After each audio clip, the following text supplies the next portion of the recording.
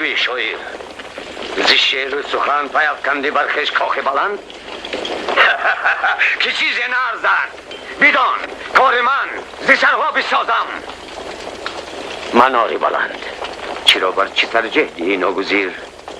منار زی سرها و یا کاخ شهر؟ زی شاعر چه آوازه شه بدان زی سرها بریدن بود جاویدان. چرا شاعر اندوهگین و خاموش است؟ هر آینه شاعر بمانم خوش است. هر آینه گفتار تو زهردار و مانند مار.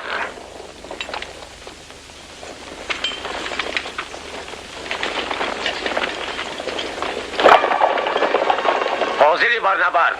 عدو را 3 روز خواهیم کرد.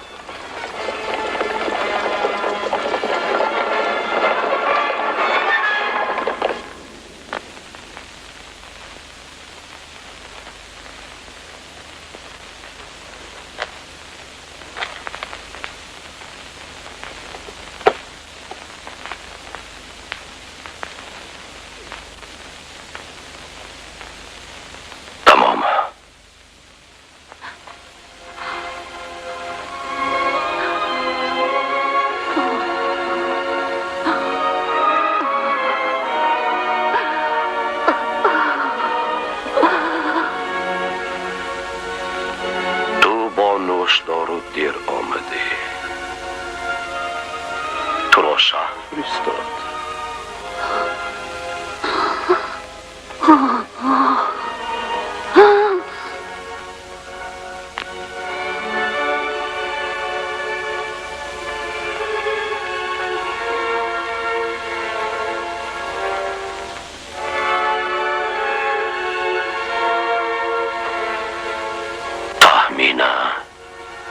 بله تهمینه،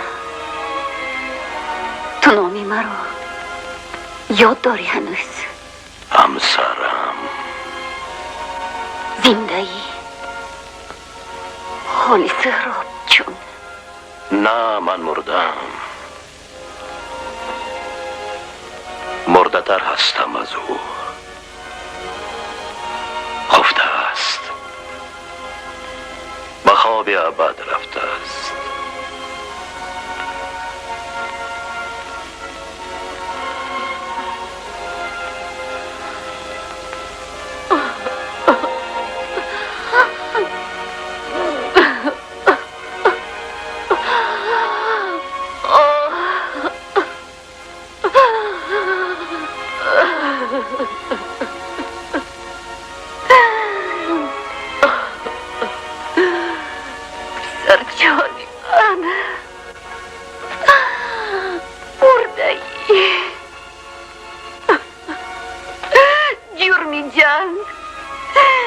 که دستانی تو مانده در زیر سنگ، شاهانی به خون تشنه زنده‌اند که ما را بدین برطرف کندند.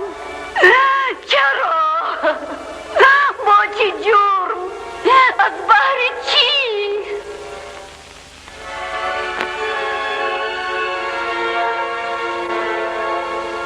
نه یک پولی تو گشت در خواب خون جگر خون کند مادران را. کنون به گوش آیدت شور و غوغای جنگ آرد بری زندگان روزی تنگ. به امر شهان جانب کارزار همه مادرانند دل انتظار. به من گفت سهراب تا مردنش که جنگی نبیند دیگر میهنش. با این جنگجویان بگویم که چون این مرده از داغ جنگم کنون.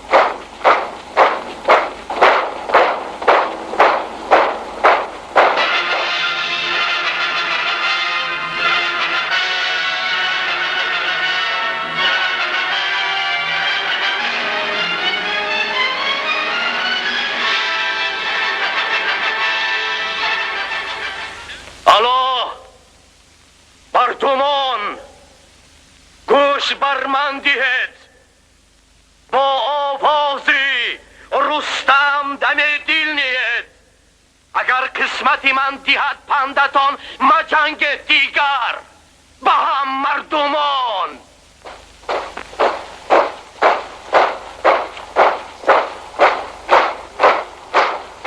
الو مردمان در این دره لاله ها یادگار چنین نام مانده است از آن روزگار. پس از مرگ سهراب رستم گذشت، به سوگی سر سینه پر غم گذشت. سرانجام تهمینه از غم بمرد، روانش بشد سوی سهراب گرد. روایت یکی هست در تیرگاه بگریند گلها بصد درد و آه و ارواح تهمینه و رستمش کند سیر با جمله درد و غمش.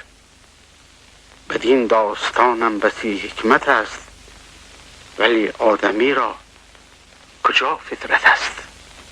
پایان فیلم.